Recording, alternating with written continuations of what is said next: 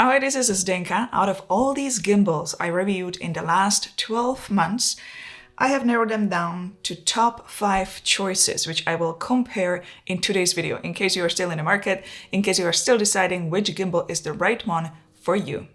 Let me start with a disclaimer. There are a lot of gimbals on the market, and it's physically impossible for me to review them all. Out of all the gimbals I had a chance to review, these are my top choices based on my experience of working with them. I have divided these gimbals into 3 categories: gimbals for beginners or general filming, advanced filming, and pro for those who also are using other cameras.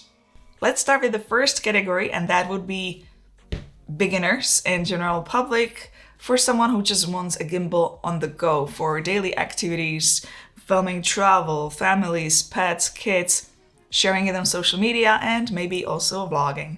The gimbals I have here is Zhiyun Smooth Q4, DJI OM5, and Hohem iSteady V2.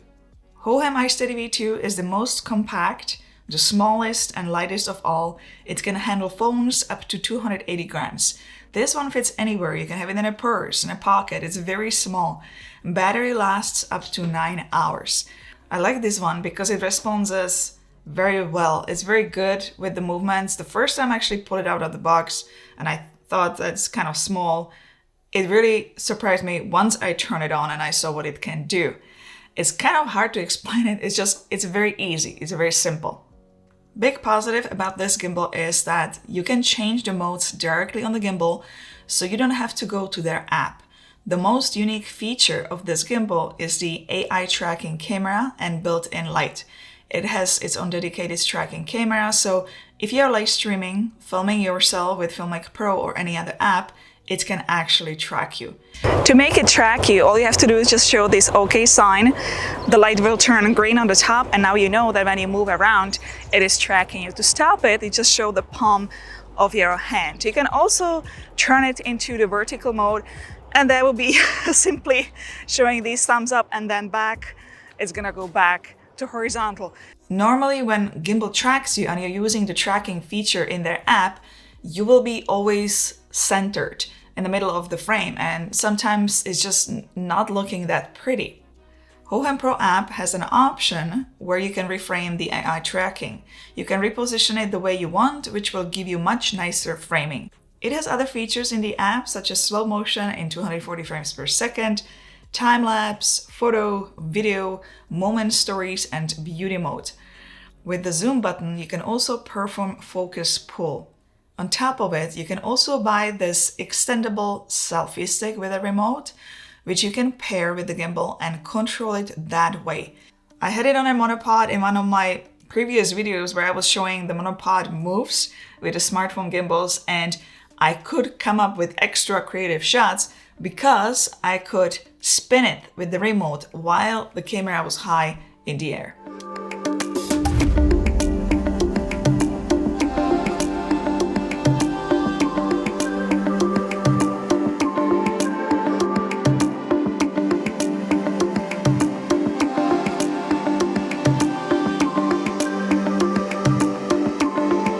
The only thing which is a little bit negative is that you have to get used to and familiar with the whole interface and buttons. It is a bit complicated, I find. You cannot film in manual mode in the app, so it is clearly for general on-the-go use. You can film in 30 and 60 frames per second, but not in 24 frames per second. And I'm using iPhone 13 Pro. If you want to know everything about this gimbal and all the other gimbals I'm going to be showing in today's video, I will link in-depth reviews I did in the past below the video in the video description, where I also cover Android version of their apps. In those videos, you will also find stabilization tests. I'm not including them in today's video because all those tests pretty much look the same. All those gimbals are very good. They stabilize the footage quite well. DJI OM5 and Zhiyun Smooth Q4 are next. At first, they look quite the same, but when you have a closer look, they're actually not the same. They are quite different. They both have extendable selfie sticks. DJI OM5 is more expensive, especially if you want to buy a clamp with built-in light, which Zhiyun already included with the Smooth Q4. The light also comes with filters and it's powered by the gimbal. I don't have the clamp with the light for DJI OM5, so I cannot test how strong it is. DJI OM5 has more sleek, modern design, but Zhiyun Smooth Q4 feels better in hand. Both have a bit of limited tilt movement. Maximum payload for DJI OM5 is 230 plus minus 60 grams, and the battery lasts up to 6.4 hours. Zhiyun Smooth Q4 has a maximum payload of 280 grams, and the battery lasts up to 10 hours. The advantage of DJI OM5 is that it has this magnetic removable clamp, so instead of placing the phone in the clamp all the time and rebalancing the gimbal, you can just snap it off and snap it on like this. It is also compatible with Filmic Pro app. It has a thread where you can attach counterweights. In DJI Mimo, you can film in automatic and manual mode. Frame rates are 24, 25, 30, and 60 frames per second in 4K, 1080p, and 720p.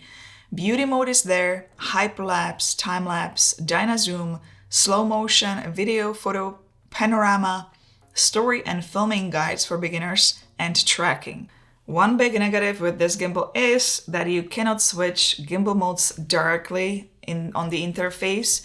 You have to use DJI Mimo app for that. There are some modes available in Filmic Pro, but not all of them.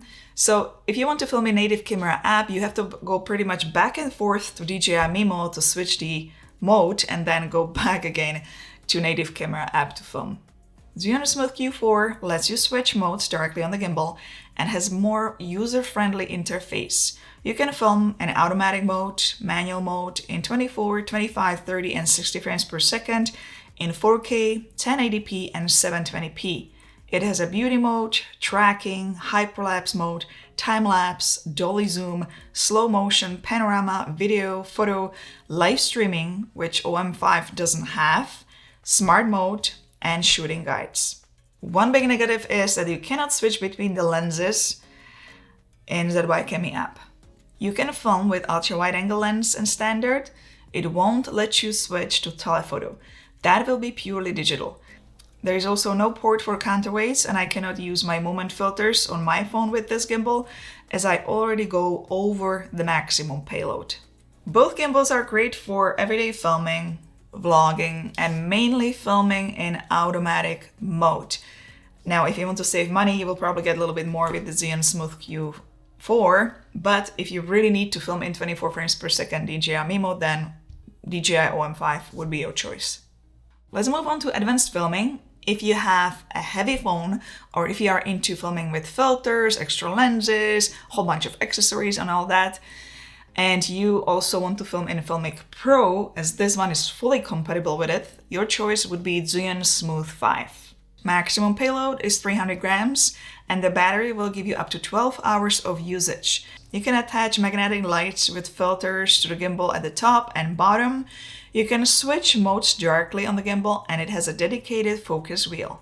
This gimbal comes with two apps, ZY app and StuckCam. ZY app will give you exactly the same thing like on the Zhiyun Smooth Q4. The StuckCam app is quite similar to Filmic Pro, so you have a choice to use either one of them.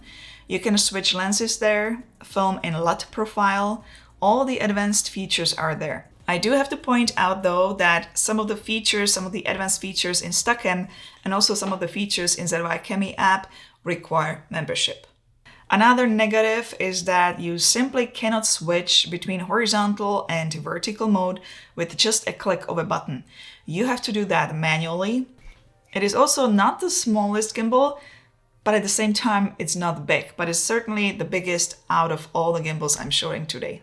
What I love about this gimbal is that you get a huge range of movement and you can load it and not to worry about counterweights.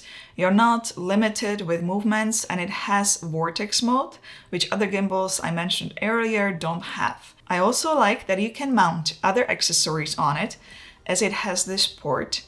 The focus wheel is also something I like.